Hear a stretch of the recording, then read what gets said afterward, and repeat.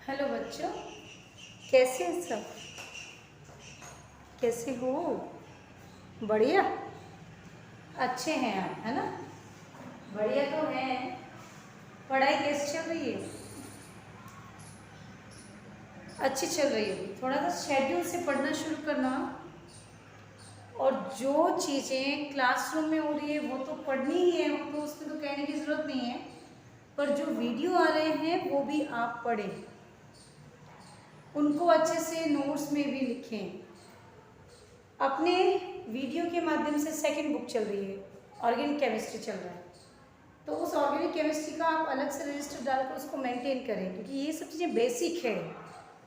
जितना आप क्लियर कर सकते हैं उतना आप करें ही, जितनी कोशिश हो सके, क्योंकि अपन जो चीज़ें लिखते हैं ना वो चीज़ें हमेशा के लिए अमिट रह जाती है। उनकी अपनी क्या होती है, एक खुद की अपने को समझ आ जाती है कि ये क्या कहना चाहती है, उसी समय पता चल जाता है।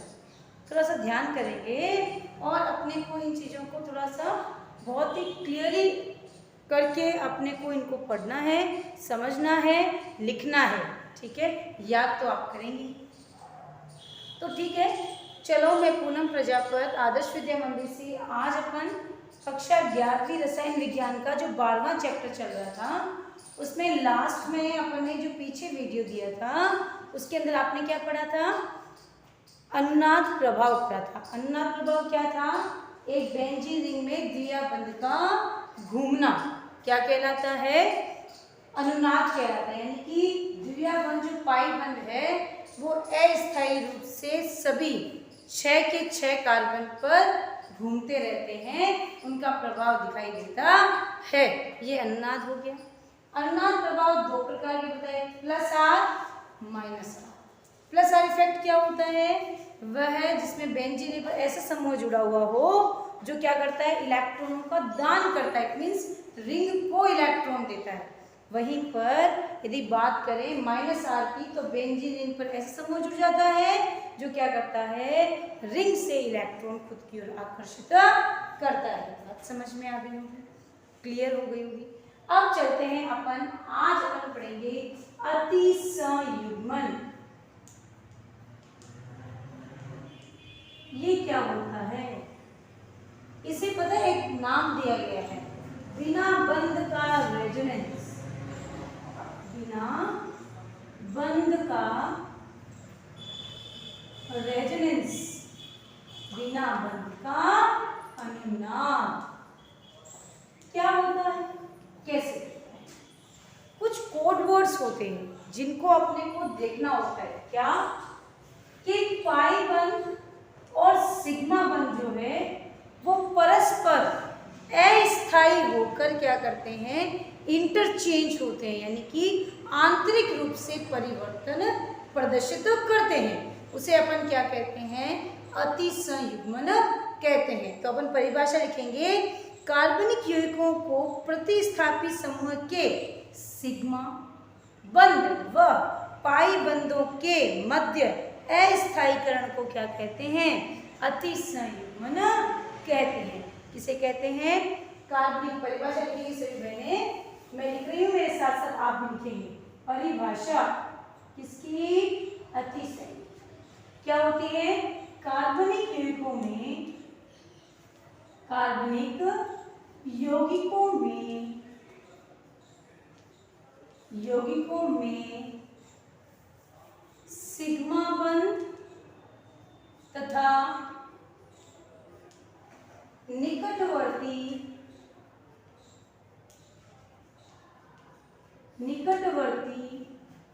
पाई बंधों के मध्य अस्थायी विस्थानीकरण, अस्थायी विस्थानीकरण को अतिसंयुग्मन कहते हैं। अतिसंयुग्मन कहते हैं। बात समझ में आ गई होगी। आप इसके अंदर ये भी शब्द ऐड कर सकते हैं कि कार्बनिक जो युग्म होते हैं उनमें प्रतिस्थापियों के निकट उपस्थित सिग्मा बंध व निकट उपस्थित पाई बंधों के मध्य अस्थायी विस्थानीकरण को क्या कहते हैं? हम अतिसंयुग्मन कहते हैं। परिभाषा के साथ में यदि एग्जाम्पल मिल जाता है तो अपने और क्लेरिफाई हो जाता है कि अपन इस परिभाषा से क्या कहना चाहते हैं और क्या समझाना चाहते हैं। तो अपन परिभाषा इसके अंदर एक पॉइंट और लिखेंगे, यह आबंध रहित अनुनाद भी कहलाता है। मैंने लिख दिया है इसे बिना बंध का रेजोनेंस भी कहते हैं। इसे क्या कहते हैं? बिना आबंध का अनुनाद भी कहते हैं, क्योंकि इसमें अल्फा कार्बन परमाणु तथा हाइड्रोजन आयन के बीच में कोई वास्तविक बंध नहीं पाया जाता है। इसे अपन क्या कहते हैं?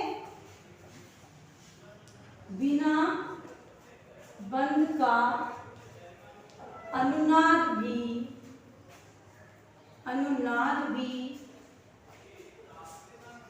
कहते हैं। साथ ही इसमें अल्फा कार्बन व हाइड्रोजन के मध्य कोई क्या नहीं होता है? स्थायी बंध नहीं पाया जाता है। स्थायी बंध नहीं पाया जाता है। बात समझ में आ गई होगी। स्थायी बंध मतलब वहां पर अपन अस्थायी रूप से इनको क्या करते रहते हैं? घुमाते रहते हैं। या रिंग हो, चाहे कोई द्विबंध युक्त एलिफेटिक कोई कंपाउंड हो जो बिना रिंग का हो, अर्थात जो श्रृंखला में हो, उनमें क्या होता है? इस तरह का अतिसंयुग्मन देखा जा सकता है। जैसे अपने पास है C single bond double bond C दिखाई दे रहा है। अब अपन क्या करते हैं कि इसके अंदर यदि अपने को यहाँ पर सिंगल बॉन्ड लिए ये, अब अपन ये कहेंगे कि प्रतिस्थापी समूह जहाँ जुड़ा हुआ हो, कोई ना कोई ग्रुप जुड़ा हुआ होगा, उस ग्रुप में क्या होता है कि अपन देखते हैं कि यहाँ से बंध यहाँ ट्रांसफर हो जाता है। जैसे ही बंध यहाँ ट्रांसफर होता है तो एक कार्बन पर प्लस और एक पर क्या आ जाता है? माइनस चार्ज आ जाता है। थोड़ा सा ध्यान करेंगे, यहाँ पर आप हाइड्रोजन लगाएंगे, लगा दिया, देखो बेटा ये यहाँ पर चला गया, तो ये क्या हो गया? यहाँ hydrogen carbon hydrogen hydrogen double bond carbon hydrogen और यहाँ पर हाइड्रोजन, यहाँ क्या चार्ज आ गया? प्लस। क्लियर? हाँ या ना? बात समझ में आ गई होगी, क्योंकि यहाँ से बंध कहाँ ट्रांसफर हो गया है? इस ओर ट्रांसफर हो गया है। आप चाहें तो यहाँ पर प्लस चार्ज इंडिकेट कर सकते हैं। 1 2 3 तो बंध है, जैसे आप प्लस चार्ज करेंगे तो यहाँ पर एक बंध क्या हो जाता है? खाली हो जाता है। तो बात समझ में आ गई होगी। अब अपन चलते हैं, यहाँ से इस बंध को अपन ट्रांसफर करते हैं तो ये वापस इस तरफ आ जाता है। तो थोड़ा सा ध्यान करेंगे कि अपने को यहाँ पर बंध के रेशे को चेंज करना है। तो अपन क्या करेंगे कि अपने पास जो हाइड्रोजन यू लगे हुए हैं, यहाँ पर ये वापस यहाँ से लेना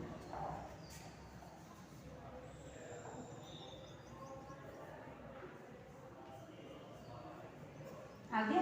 अब ये यहाँ से यहाँ,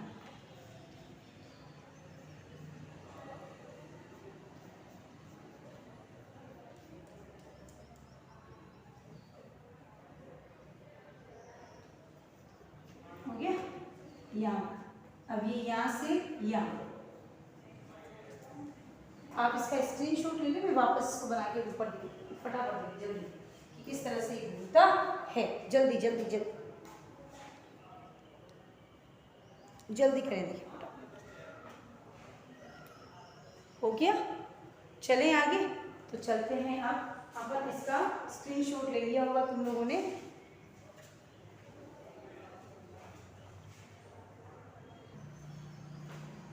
तो स्क्रीनशॉट ले लिया होगा। अपन वो रेजोनेंस को क्लियरली दिखा देते। देखो यहाँ H यहाँ H, इधर H, यहाँ पर ये, यहाँ प्लस। यहाँ पर कोई क्या होगा, कोई ना कोई ग्रुप जुड़ेगा, एक प्रतिस्थापी समूह जुड़ेगा। अब यहाँ पर अपन इसको घुमाते हैं, यहाँ स्टार्टिंग यहाँ से कर लो ये, तो ये क्या हो गया H C H double bond C, इधर H, इधर H और यहाँ पर H, यहाँ चार्ज क्या है प्लस। क्लियर। अब अपन देखते हैं एक यानी यहाँ पर चार्ज क्या गया प्लस। आगे चलते हैं, फिर ये यहाँ से यहाँ आ गया, तो यहाँ पर H C H H double bond C H H, चार बंद कंप्लीट है। अब ये वापस यहाँ घूम गया, तो यहाँ पर ये कैसे शो होगा, C इधर आ गया H, यहाँ भी H, यहाँ H प्लस चार्ज, यहाँ भी plus charge, double bond C H H। अब वापस ये यहाँ, अब यहाँ से यहाँ कोई बन सकता है, ये यहाँ आ गया तो यहाँ से ये आ गया, क्या रहेगा H C H H double bond C H और इधर H यहाँ प्लस। तो इस प्रकार लगातार क्या हो सकता है, द्विबंध में एक सिग्मा बंध जो है निकटवर्ती द्विबंध बनाएगा और सिग्मा बंध अस्थायी रूप से घूमता रहेगा। इस प्रकार बनने वाला जो मैकेनिज्म है उसे हम क्या कहते हैं, अतिसंयुग्मन कहते हैं। तो आप इसका स्क्रीनशॉट लेंगे ताकि आपको बात समझ में आ जाए कि अतिसंयुग्मन क्या होता है। फिर अपन चलते हैं आगे। अतिसंयुग्मन के बाद अपना जो नेक्स्ट टॉपिक है वो है सहसंयोजक बंधों का विदलन। फटाफट इसको स्क्रीनशॉट करेंगे, जल्दी से देखें। कर लिया? चलो बच्चों आगे चलते हैं। अगला हेडिंग आप सभी बहनें डालेंगे, सहसंयोजक बंध का विदलन। सहसंयोजक बंध का विदलन क्या है, कैसे किया जाता है, इसमें किस प्रकार से अपन देखते हैं। तो आइए, सहसंयोजक बंध का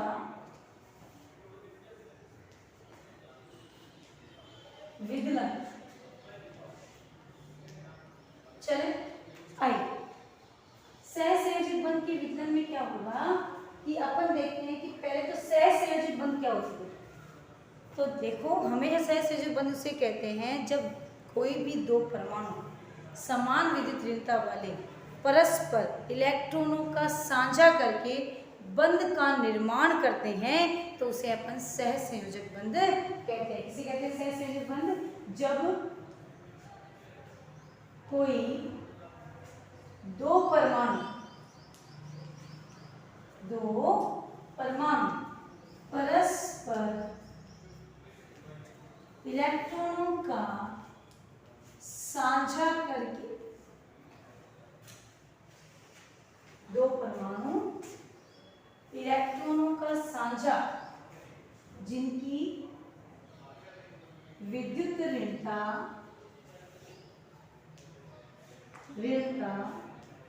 क्या होती है बेटा, विद्युत ऋणता समान होती है।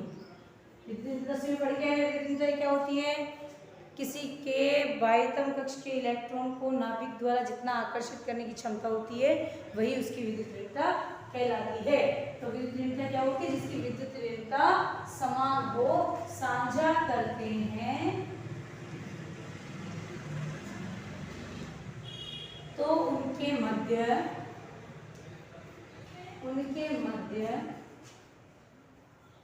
बनने वाला बंध सहसंयोजक बंध कहलाता है।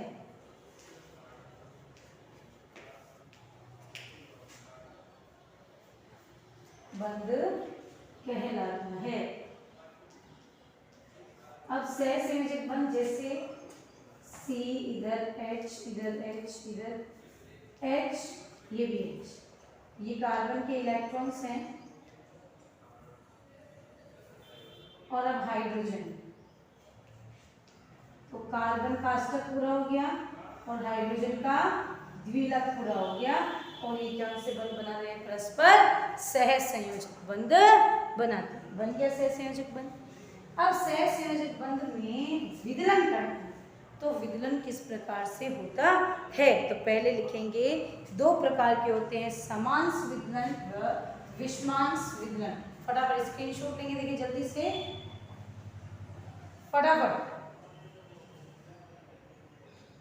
ले लिया। अब आइए अपन बात करते हैं किसकी?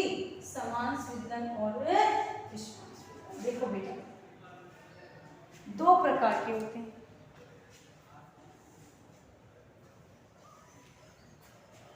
समांश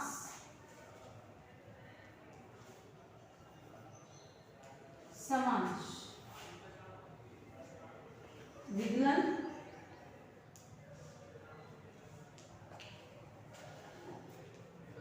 विषमांश विदलन। करेक्ट। अब समांश विदलन में क्या, देखो ट्रिक्स, जब भी कोई 2 तत्व परस्पर समान विद्युत ऋणता वाले हैं और उनको तोड़ा जा रहा है तो अपन उसको क्या बोलेंगे? समान विद्युत ऋणता वाले।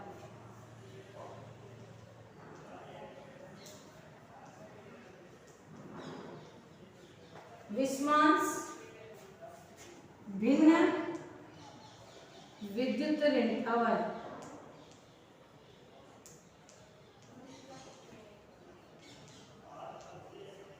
समांश विदलन जब भी होगा, यदि भिन्न कोई विद्युत ऋणता हो भी गई तो प्रकाश की उपस्थिति करने पर वो क्या हो जाता है?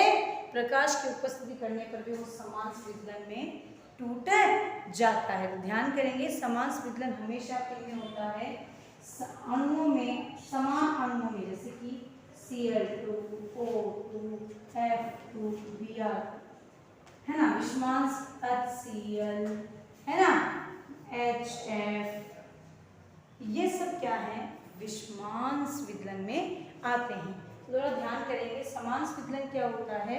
लिखेंगे, समांश विदलन उन यौगिकों में देखे जाते हैं जिनमें समान विद्युत ऋणता वाले परमाणु परस्पर जुड़े हुए होते हैं। उनके बंध जब टूटते हैं तो इलेक्ट्रॉन परस्पर सेपरेट हो जाते हैं बराबर संख्या में, तो उसे अपन क्या कहते हैं? समांश विदलन कहते हैं। वहीं पर जब विद्युत ऋणताएं भिन्न भिन्न होती है तो उस दौरान अपन देखते हैं कि यहाँ पर जो भी तत्व आपस में जुड़े हुए हैं उनके मध्य विद्युत ऋणताओं में अंतर होता है। तो इनका जब बंध टूटता है तो एक पर आंशिक धनावेश व एक पर आंशिक ऋणावेश हो जाता है, जिस कारण इसे अपन क्या कहते हैं? विषमांश विखंडन या विषमांश विदलन कहते हैं। तो आप थोड़ा सा नोट लिखेंगे, समांश विदलन में यदि सूर्य की उपस्थिति करवा दी जाए तो क्या होता है? भिन्न विद्युत ऋणता वाले यौगिकों के मध्य भी, भिन्न विद्युत ऋणता वाले यौगिकों के मध्य भी समांश विखंडन हो सकता है या पाया जाता है। इस प्रकार अपन ने सहसंयोजक जो बंध है उनके अंदर समांश व विषमांश विदलन पढ़ा।